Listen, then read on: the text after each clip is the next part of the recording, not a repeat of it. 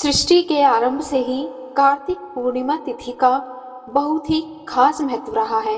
पुराणों के अनुसार इस दिन स्नान, व्रत और तप की दृष्टि से मोक्ष प्रदान करने वाला यह व्रत बताया गया है।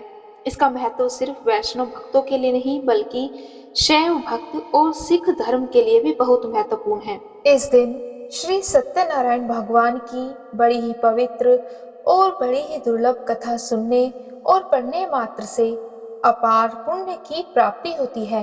भगवान सत्यनारायण की कथा सुनने मात्र से ही सब कष्टों से मुक्ति हो जाती है और घर में सुख और समृद्धि आती है। संसार में केवल विष्णु भगवान ही सत्य हैं, बाकी सब मिथ्या है। सत्य में ही सारा विश्व समाया हुआ है और सत्य के रूप में भगवान श्री सत्यनारायण जी को पूजना ही सबसे बड़ी आराधना है। तो प्रेम से बोलिए श्री सत्यनारायण भगवान की जय। सत्यनारायण भगवान की कथा का प्रथम अध्याय। एक समय की बात है, नैमिषारण्य तीर्थ में शौनकादि 88,000 ऋषियों ने श्री सूत जी से पूछा, हे प्रभु, इस कलयुग में वेद विद्या रहित मनुष्यों को प्रभु भक्ति किस प्रकार मिल सकती है तथा उनका उद्धार कैसे होगा? हे मुनि श्रेष्ठ, कोई ऐसा तप बताइए जिससे थोड़े समय में ही पुण्य मिल जाए और हमें मनवांछित फल की भी प्राप्ति हो जाए।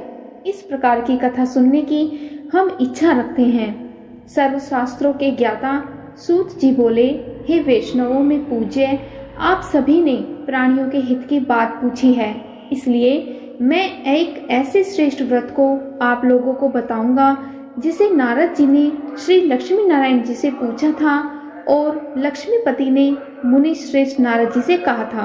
आप सब इसे ध्यान से सुनिए। एक समय की बात है, योगीराज नारद जी दूसरों के हित की इच्छा लिए अनेकों लोकों में घूमते हुए मृत्यु लोक में आ पहुँचे। यहाँ इन्होंने अनेक योनियों में जन्मे प्राय सभी मनुष्यों को अपने कर्मों द्वारा अनेकों दुखों से पीड़ित देखा। उनका दुख देख नारद जी सोचने लगे कि कैसा यत्न किया जाए जिसके करने से निश्चित रूप से मानव के दुखों का अंत हो जाए। इसी विचार पर मनन करते हुए वह विष्णु लोक में गए। वहां वह देवों के ईश नारायण की स्तुति करने लगे, जिनके हाथों में शंख, चक्र, गदा और पद्म थे और उनके गले में वरमाला पहने हुए थे। स्तुति करते हुए नारद जी बोले, हे भगवान, आप अत्यंत शक्ति से संपन्न हैं। मन तथा वाणी भी आपको नहीं पा सकती है। आपका ना तो कोई आदि है, ना ही कोई मध्य है और ना ही आपका कोई अंत है। निर्गुण स्वरूप सृष्टि के कारण भक्तों के दुख को दूर करने वाले हो, आपको मेरा सादर नमस्कार है। नारद जी की स्तुति सुनकर विष्णु भगवान बोले, हे मुनि श्रेष्ठ, आपके मन में क्या बात है और आप किस काम के लिए यहाँ पधारे हैं, उसे आप मुझसे निसंकोच होकर कहो। इस पर नारद मुनि बोले कि मृत्यु लोक में अनेक योनियों में जन्मे मनुष्य अपने कर्मों के द्वारा अनेकों दुख से दुखी हो रही हैं। हे नाथ, आप मुझ पर दया रखते हैं तो बताइए कि वो मनुष्य थोड़े से ही प्रयास से अपने दुखों से कैसे छुटकारा पा सकते हैं। श्री हरि बोले, हे नारद, मनुष्यों की भलाई के लिए तुमने बहुत अच्छी बात पूछी है। जिसके करने से मनुष्य मोह से छूट जाता है, वह बात मैं तुमसे कहता हूँ, उसे सुनो। स्वर्गलोक व मृत्युलोक दोनों में एक दुर्लभ उत्तम व्रत है जो पुण्य देने वाला है। आज प्रेमवश होकर मैं उसे तुमसे कहता हूँ। श्री सत्यनारायण भगवान का यह व्रत अच्छी तरह विधि विधान पूर्वक करके मनुष्य तुरंत ही यहाँ सुख भोग कर मरने पर मोक्ष प्राप्त करता है। श्री हरि के वचन सुनकर नारद जी बोले कि उस व्रत का फल क्या है और उसका विधान क्या है। यह व्रत किसने किया था, इस व्रत को किस दिन करना चाहिए, सभी कुछ मुझसे विस्तार से बताइए। नारद की बात सुनकर श्री हरि बोले कि दुख और शोक को दूर करने वाला यह व्रत सभी स्थानों पर विजय दिलाने वाला है। मानव को भक्ति और श्रद्धा के साथ शाम को श्री सत्यनारायण की पूजा धर्म परायण होकर ब्राह्मणों और बंधुओं के साथ करनी चाहिए। भक्ति भाव से ही नैवेद्य, केले का फल, घी, दूध और गेहूं का आटा सवाया ले। गेहूं के स्थान पर साठी का आटा, शक्कर तथा गुड़ लेकर वे सभी भक्षण योग्य पदार्थों को मिलाकर भगवान का भोग लगाएं। ब्राह्मणों सहित बंधु बांधवों को भी भोजन कराएं। उसके बाद स्वयं भोजन करें। भजन कीर्तन के साथ भगवान की भक्ति में लीन हो जाएं। इस तरह से सत्यनारायण भगवान का यह व्रत करने पर मनुष्य की सारी इच्छाएं निश्चित रूप से पूरी होती हैं। इस कली काल अर्थात कलयुग में मृत्युलोक में मोक्ष का यही एक सरल उपाय बताया गया है। इति श्री सत्यनारायण व्रत कथा का प्रथम अध्याय संपूर्ण होता है। बोलो श्री सत्यनारायण भगवान की जय। सत्यनारायण भगवान की कथा का दूसरा अध्याय। सूत जी बोले, हे ऋषियों, जिसने पहले समय में इस व्रत को किया था उसका मैं तुम्हें इतिहास कहता हूँ। इसे ध्यान से सुनो। सुंदर काशीपुरी नगरी में एक अत्यंत निर्धन ब्राह्मण रहता था।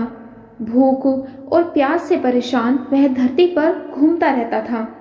ब्राह्मणों से प्रेम करने वाले भगवान ने एक दिन ब्राह्मण का वेश धारण कर उसके पास जाकर पूछा, हे विप्र, नित्य दुखी होकर तुम पृथ्वी पर क्यों घूमते हो? दीन ब्राह्मण बोला, मैं निर्धन ब्राह्मण हूँ और भिक्षा के लिए धरती पर घूमता रहता हूँ। हे भगवान, यदि आप इसका कोई उपाय जानते हो तो बताइए। वृद्ध ब्राह्मण कहने लगा कि सत्यनारायण भगवान मनोवांछित फल देने वाले हैं, इसीलिए तुम उनका पूजन करो और इसे करने से मनुष्य सभी दुखों से मुक्त हो जाता है। वृद्ध ब्राह्मण बनकर आए सत्यनारायण भगवान उस निर्धन ब्राह्मण को व्रत का सारा विधान बताकर अंतर्ध्यान हो गए। ब्राह्मण मन ही मन सोचने लगा कि जिस व्रत को वृद्ध ब्राह्मण करने को कह गए हैं मैं उसे जरूर करूंगा। यह निश्चय करने के बाद उसे रात में नींद भी नहीं आई और वह सवेरे जल्दी उठकर सत्यनारायण भगवान के व्रत का निश्चय करके भिक्षा के लिए चला गया। उस दिन निर्धन भगवान को भिक्षा में बहुत सारा धन मिला, जिससे उसे बंधु और बांधवों के साथ मिलकर श्री सत्यनारायण भगवान का व्रत संपन्न किया। भगवान सत्यनारायण का व्रत संपन्न करने के बाद वह निर्धन ब्राह्मण सभी दुखों से छूट गया और अनेक प्रकार की संपत्तियों से युक्त हो गया। उसी समय से वह ब्राह्मण हर माह इस व्रत को करने लगा। इस तरह से सत्यनारायण भगवान के व्रत को जो मनुष्य करेगा वह सभी प्रकार के पापों से छूटकर मोक्ष को प्राप्त होगा। जो मनुष्य इस व्रत को करेगा वह सभी प्रकार के दुखों से भी मुक्त हो जाएगा। सूत जी बोले कि इस तरह से नारद जी ने नारायण जी का कहा हुआ श्री सत्यनारायण व्रत जो कि मैंने तुमसे कहा है वो किया, और हे विप्र, मैं अब और तुमसे क्या कहूँ? ऋषि बोले, हे मुनिवर, संसार में उस विप्र से सुनकर और किस किसने इस व्रत को किया है, हम सब इस बात को सुनना चाहते हैं। इसके लिए हमारे मन में अपार श्रद्धा का भाव है। सूत जी बोले कि हे मुनियों, जिसने इस व्रत को किया है वह सब सुनो। एक समय वही विप्र धन व ऐश्वर्य के अनुसार अपने बंधु बांधवों के साथ इस व्रत को करने को तैयार हुआ। उसी समय एक लकड़ी बेचने वाला बूढ़ा आदमी आया और लकड़ियां बाहर रखकर अंदर ब्राह्मण के घर में गया। प्यास से दुखी वह लकड़हारा उनको व्रत करते देख विप्र को नमस्कार करके पूछने लगा कि आप यह क्या कर रहे हैं तथा इसे करने से आपको क्या फल मिलेगा? कृपया यह सब मुझे भी बताइए। ब्राह्मण ने कहा कि यह सब मनोकामनाओं को पूरा करने वाला श्री सत्यनारायण भगवान का व्रत है। इनकी कृपा से ही मेरे घर में धन और धान्य की वृद्धि हुई है। विप्र से सत्यनारायण व्रत के बारे में जानकर लक्कड़हारा बहुत प्रसन्न हुआ और चरणामृत लेकर वह प्रसाद खाने के बाद वह अपने घर गया। लक्कड़हारे ने मन ही मन अपने संकल्प किया कि आज लकड़ी बेचने से जो धन मिलेगा उसी से मैं श्री सत्यनारायण भगवान का उत्तम व्रत करूंगा। और मन में इस तरह विचार को लेकर बूढ़ा आदमी सिर पर लकड़ियां रखकर उस नगर में बेचने गया जहां धनी लोग ज्यादा रहते थे। उस नगर में उसे अपनी लकड़ियों का दाम पहले से 4 गुना अधिक मिला। बूढ़ा आदमी प्रसन्नता के साथ दाम लेकर केले, शक्कर, घी, दूध, दही और गेहूं का आटा लेकर श्री सत्यनारायण भगवान के व्रत की अन्य सामग्रियां लेकर अपने घर गया। वहां उसने अपने बंधु बांधवों को बुलाकर विधि और विधान के अनुसार श्री सत्यनारायण भगवान का पूजन और व्रत किया। इस व्रत के प्रभाव से वह बूढ़ा लकड़हारा धन, पुत्र आदि से युक्त होकर संसार के समस्त सुख भोग कर अंतकाल में वैकुंठ धाम चला गया। इति श्री सत्यनारायण व्रत कथा का द्वितीय अध्याय संपूर्ण होता है। अब सुनते हैं श्री सत्यनारायण भगवान की कथा का तीसरा अध्याय। सूत जी बोले, हे श्रेष्ठ मुनियों, अब आगे की कथा सुनो। पहले समय में उल्का मुख नाम का एक बुद्धिमान राजा था। वह सत्यवक्ता और जितेंद्रिय था। प्रतिदिन देव स्थानों पर जाता और निर्धनों को धन देकर उनके कष्टों को दूर करता था। उसकी पत्नी कमल के समान मुख वाली थी तथा सती साध्वी थी। भद्रशिला नदी के तट पर उन दोनों ने श्री सत्यनारायण भगवान का व्रत किया। उसी समय साधु नाम का एक वेश्य आया। उसके पास व्यापार करने के लिए बहुत सा धन था। राजा को व्रत करते देखकर वह विनय के साथ पूछने लगा कि हे राजन, भक्ति भाव से पूर्ण होकर आप यह क्या कर रहे हैं? मैं सुनने की इच्छा रखता हूँ, तो आप कृपया करके मुझे ये सब बताइए। राजा बोला, हे साधु, अपने बंधु और बांधवों के साथ पुत्र आदि की प्राप्ति के लिए एक महाशक्तिमान श्री सत्यनारायण भगवान का व्रत और पूजन कर रहा हूँ। राजा के वचन सुनकर साधु आदर से बोला, हे राजन, मुझे इस व्रत का सारा विधान कहिए और आपके कथा अनुसार मैं भी इस व्रत को करूँगा। मेरी भी संतान नहीं है और इस व्रत को करने से निश्चित रूप से मुझे संतान की प्राप्ति होगी। राजा से व्रत का सारा विधान सुन और अपने व्यापार से निवृत्त होकर वह अपने घर गया। साधु वैश्य ने अपनी पत्नी को संतान देने वाले इस व्रत का वर्णन कह सुनाया और कहा कि जब मेरी संतान होगी तब मैं इस व्रत को करूँगा। साधु ने इस तरह के वचन अपनी पत्नी लीलावती से कहे। एक दिन लीलावती पति के साथ आनंदित होकर सांसारिक धर्म में प्रवृत्त होकर सत्यनारायण भगवान की कृपा से गर्भवती हो गई और 10वें महीने में उसके गर्भ से एक सुंदर कन्या का जन्म हुआ। दिनों दिन वह कन्या ऐसे बढ़ने लगी जैसे कि शुक्ल पक्ष का चंद्रमा बढ़ता रहता है। माता पिता ने अपनी कन्या का नाम कलावती रखा। एक दिन लीलावती ने मीठे शब्दों में अपने पति को याद दिलाया कि आपने सत्यनारायण भगवान के जिस व्रत को करने का संकल्प किया था उसे करने का समय आ गया है। आप इस व्रत को करिए। तब साधु बोला कि हे विप्रे, इस व्रत को मैं उसके विवाह पर करूँगा। इस प्रकार अपनी पत्नी को आश्वासन देकर वह नगर को चला गया। कलावती पिता के घर में रहकर वृद्धि को प्राप्त हो रही थी। तब साधु ने एक बार नगर में अपनी कन्या को उसकी सखियों के साथ खेलते हुए देखा तो तुरंत ही दूत को बुलाया और कहा कि मेरी कन्या के योग्य एक वर देख कर लाओ। साधु की बात सुनकर दूत कंचन नगर में पहुंचा और वहां देखभाल कर लड़की के सुयोग्य वाणिक पुत्र को ले आया। सुयोग्य लड़के को देख साधु ने बंधु और बांधवों को बुलाकर अपनी पुत्री का विवाह कर दिया। लेकिन दुर्भाग्य की बात ये थी कि साधु ने अभी भी श्री सत्यनारायण भगवान का व्रत नहीं किया था। इस पर श्री सत्यनारायण भगवान क्रोधित हो गए और उन्हें श्राप दे दिया कि साधु को अत्यधिक दुख मिले।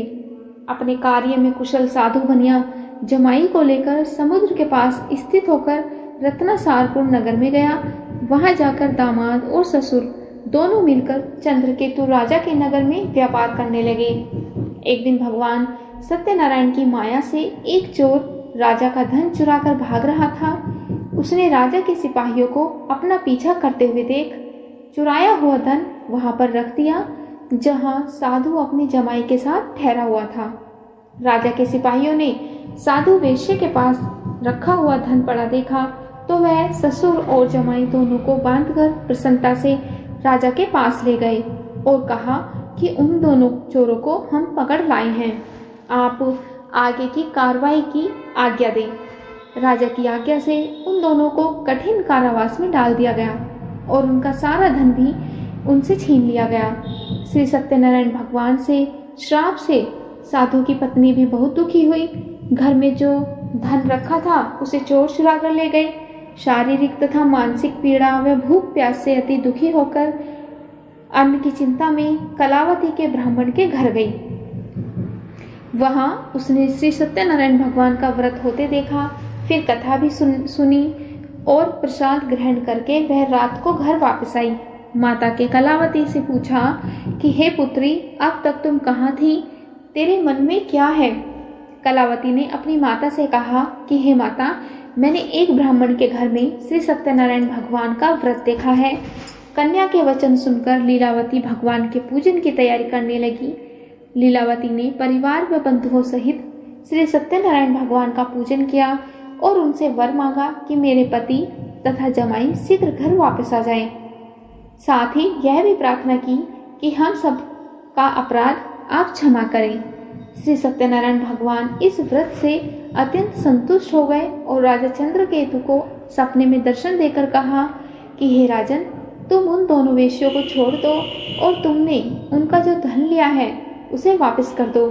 अगर तुमने ऐसा नहीं किया तो मैं तुम्हारा धन और तुम्हारा राज्य और तुम्हारी संतान सभी को नष्ट कर दूंगा। राजा को यह सब कहकर वह अंतर्ध्यान हो गए। प्रातःकाल सभा में राजा ने सबको अपना सपना सुनाया। फिर बोले कि वणिक पुत्रों को कैद से मुक्त करके सभा में ले आओ। राजा मीठी वाणी में बोला कि हे महानुभावों, भाग्यवश ऐसा कठिन दुख तुम्हें प्राप्त हुआ है, लेकिन अब तुम दोनों को इसका कोई भी भय नहीं है। ऐसा कहकर राजा ने उन दोनों को नए वस्त्राभूषण भी पहनाए और जितना धन उनका लिया था उससे दुगना धन वापस देकर उन दोनों वेश्यों को अपने घर से विदा किया। अब वो दोनों वेश्य अपने घर को चल दिए। इति श्री सत्यनारायण व्रत कथा का तृतीय अध्याय संपूर्ण। अब हम सुनते हैं श्री सत्यनारायण व्रत कथा का चौथा अध्याय। सूत जी बोले, वेश्य ने मंगलाचार करके अपनी यात्रा आरंभ की और अपने नगर की ओर चल दिए। उनके थोड़ी दूर जाने पर एक दंडी वेशधारी श्री सत्यनारायण भगवान ने उनसे पूछा, हे साधु, तेरी नाव में क्या है? अभिवाणी वणिक हंसता हुआ बोला, हे दंडी, आप क्यों पूछते हो? क्या आपकी हमारा धन लेने की इच्छा है? मेरी नाव में तो बेल और पत्ते भरे हुए हैं। वेश्य के कठोर वचन सुनकर भगवान बोले, तुम्हारा वचन सत्य हो। दंडी ऐसे वचन कह वहां से दूर चले गए। कुछ दूर जाकर समुद्र के किनारे पर वो बैठ गए। दंडी के जाने के बाद साधु वैश्य ने नित्य क्रिया के पश्चात नाव को ऊंची उठते देखकर अचंभा माना और नाव में बेल और पत्ते आदि देखकर वह मूर्छित होकर जमीन पर गिर पड़े। मूर्छा खुलने पर वह अत्यंत शोक में डूब गया। तब उसका दामाद बोला कि आप शोक न मनाएं, यह दंडी का श्राप है, इसीलिए हमें उनकी शरण में जाना चाहिए, तभी हमारी मनोकामना पूरी होगी। दामाद की बात सुनकर वह दंडी के पास पहुंचा और अत्यंत भक्तिभाव से नमस्कार करके बोला, मैंने आपसे जो असत्य वचन कहे थे उनके लिए मुझे क्षमा कर दो। ऐसा कहकर वह महान श्री शोकातुर होकर रोने लगा। तब दंडी भगवान बोले, हे वणिक पुत्र, मेरी आज्ञा से बार बार तुम्हें दुख प्राप्त हुआ है, अतः तू मेरी पूजा से विमुख हुआ। साधु बोला, हे भगवान, आपकी माया से ब्रह्मा आदि देवता भी आपके रूप को नहीं जानते, तब मैं अज्ञानी भला कैसे जान सकता हूँ? आप मुझ पर प्रसन्न होए, अब मैं अपनी सामर्थ्य के अनुसार आपकी पूजा करूँगा। मेरी रक्षा करो और पहले के समान नौका में धन भर दो। साधु वैश्य के भक्ति पूर्वक वचन सुनकर भगवान प्रसन्न हो गए और उसकी इच्छा अनुसार वरदान देकर अंतर्ध्यान हो गए। जब ससुर और जमाई नाव पर आए तो नाव धन से भरी हुई थी। फिर वही अपने अन्य साथियों के साथ सत्यनारायण भगवान का पूजन करके अपने नगर को चल दिए। जब नगर के नजदीक पहुंचे तो दूत को घर पर खबर करने के लिए भेज दिया। दूत साधु की पत्नी को प्रणाम करके कहता है कि मालिक अपने दामाद सहित नगर के निकट आ गए हैं। दूत की बात सुनकर साधु की पत्नी लीलावती ने बड़े हर्ष के साथ सत्यनारायण भगवान का पूजन कर अपनी पुत्री कलावती से कहा कि मैं अपने पति के दर्शन को जाती हूँ, तू कार्य पूर्ण करके शीघ्र ही आ जाना। माता के ऐसे वचन सुनकर कलावती जल्दी में प्रसाद छोड़ अपने पति के साथ पास चली गई। प्रसाद की अवज्ञा के कारण श्री सत्यनारायण भगवान रुष्ट हो गए और नाव सहित उसके पति को पानी में डुबो दिया। कलावती अपने पति को वहां ना पाकर रोती हुई जमीन पर गिर गई। नौका को डूबा हुआ देख वह कन्या को रोता हुआ देख साधु दुखी होकर बोला कि हे प्रभु, मुझसे तथा मेरे परिवार से जो भूल हुई है उसे क्षमा करें। साधु के दीन वचन सुनकर श्री सत्यनारायण भगवान प्रसन्न हो गए और आकाशवाणी हुई कि हे साधु, तेरी कन्या मेरे प्रसाद को छोड़कर आई है, इसलिए उसका पति अदृश्य हो गया है। यदि वह घर जाकर प्रसाद खाकर लौटती है तो इसे इसका पति अवश्य मिलेगा। ऐसी आकाशवाणी सुनकर कलावती घर पहुंचकर प्रसाद खाती है और फिर आकर अपने पति के दर्शन करती है। उसके बाद साधु अपने बंधु बांधवों सहित श्री सत्यनारायण भगवान का विधि विधान के साथ पूजन करता है और इस लोक का सुख भोगकर अंत में स्वर्गलोक को जाता है। इति श्री सत्यनारायण व्रत कथा का चतुर्थ समाप्त होता है। अब हम सुनते हैं श्री सत्यनारायण भगवान की कथा का 5वां अध्याय। सूत जी बोले, हे ऋषियों, मैं और भी एक कथा सुनाता हूँ, उसे भी ध्यान पूर्वक सुनो। प्रजापालन में लीन तुंगध्वज नाम का एक राजा था। उसने भी भगवान का प्रसाद त्याग कर बहुत ही दुखी सान किया था। एक बार वन में जाकर अन्य पशुओं को मारकर वह बड़ के पेड़ के नीचे आया। वहां उसने ग्वालों को भक्ति भाव से अपने बंधु बांधवों सहित श्री सत्यनारायण भगवान का पूजन करते देखा।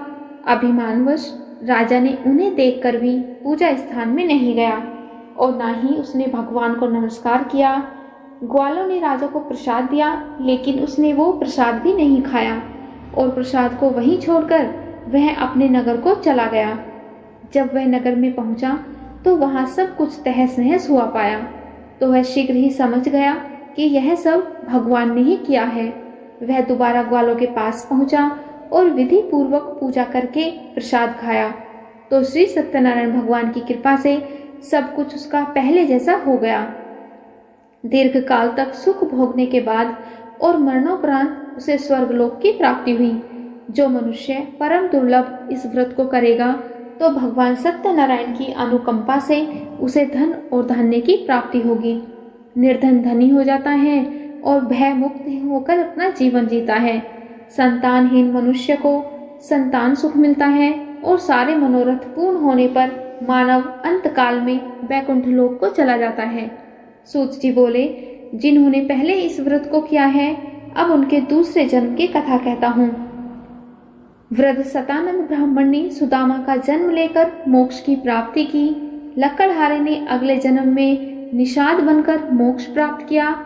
उल्का मुख नाम का राजा दशरथ होकर वैकुंठ को गए।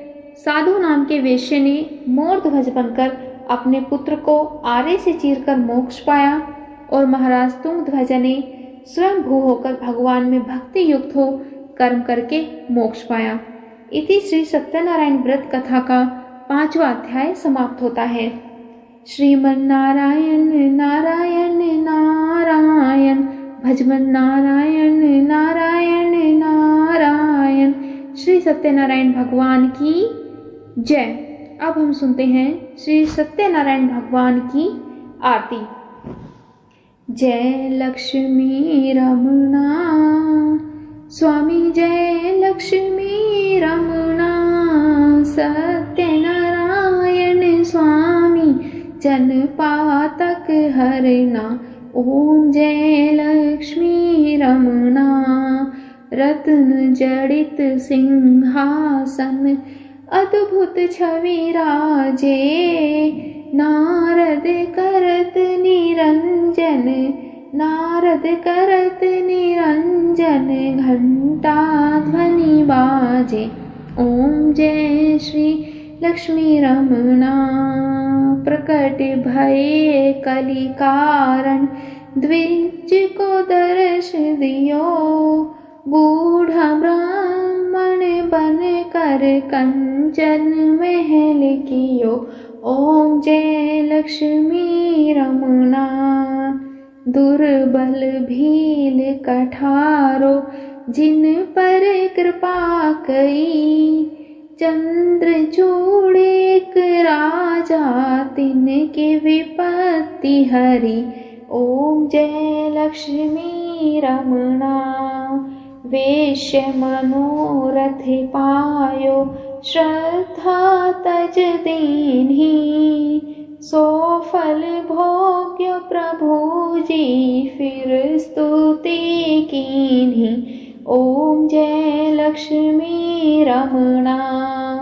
भाव भक्ति के कारण छिन छिन रूप धर्यो, श्रद्धा धारण कीन्ही तिनको काज सरियो। ओम जय लक्ष्मी रमणा।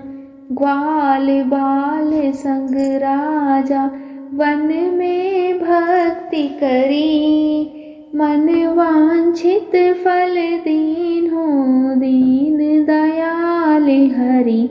ओम जय लक्ष्मी रमणा। चढ़त प्रसाद सवायो कदली फल मेवा, धूप दीप तुलसी से राजी सत्यदेवा। ओम जय लक्ष्मी रमणा। श्री सत्यनारायण जी की आरती जो कोई नर गावे, रिद्धि सिद्धि सुख संपत्ति सहज रूप पावे। ओम जय लक्ष्मी रमणा। जय लक्ष्मी रमणा स्वामी जय लक्ष्मी रमणा। सत्यनारायण स्वामी जन पातक हरणा। ओम जय लक्ष्मी रमणा। बोलो श्री सत्यनारायण भगवान की जय।